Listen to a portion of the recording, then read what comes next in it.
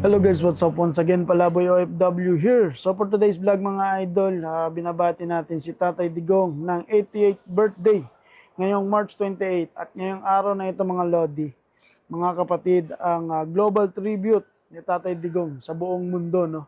Dahil sa pagpapadala sa kanya sa The Hague, the Netherlands. So magtitipon-tipon lahat ng mga kababayan nating OFW around the world at mga kababayan natin sa Pilipinas para ipagdiwang ang kaarawan ni Tatay Digong, mga kapatid. And lahat ngayon magsusuot ng green shirts or any green, and then we'll change our picture profile to green to support Tatay Digong, no, para mapauwi sa Pilipinas. So ngayon basahin natin yung mga pagbati ng mga OFW or mga kababayan natin sa buong mundo sa kaarawan ni Tatay Digong. Sabi rito, Happy birthday to the best president the Philippines has ever had, Tatay Digong. On his special day, we honor and celebrate your unwavering dedication, strong leadership, and deep love for the Filipino people. Your service and sacrifices have left an indelible mark on our nation, inspiring many to strive for a better Philippines.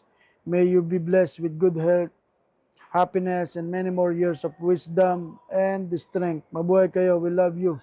Former President Duterte. Ito pa, happy birthday Tatay Digong. Stay healthy and praying for long life. We are all wishing you to be back home. Yan o. Mga panawagan at wishes ng mga kababayan nating OFW at mga kababayan natin sa Pilipinas.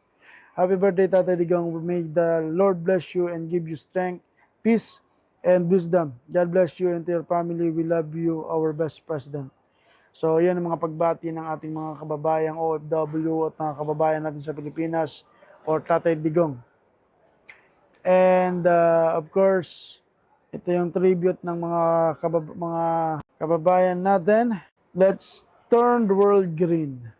So, yun lang, no? And wish namin dito sa Middle East, former President Rodrigo Duterte, na maibalik ka na sa Pilipinas. At sana humaba pa buhay mo. And God bless you more. Alright, huwag niyong kalimutan, mag-subscribe, Palaboy OFW here. PBK 2.0, kasama natin si Rapi Samstil and Brian Punta mga idol. Mabuhay and God bless sa lahat. Ingat sa lahat ng mga magkakaroon ng ngayon, ng mga gatherings. Okay?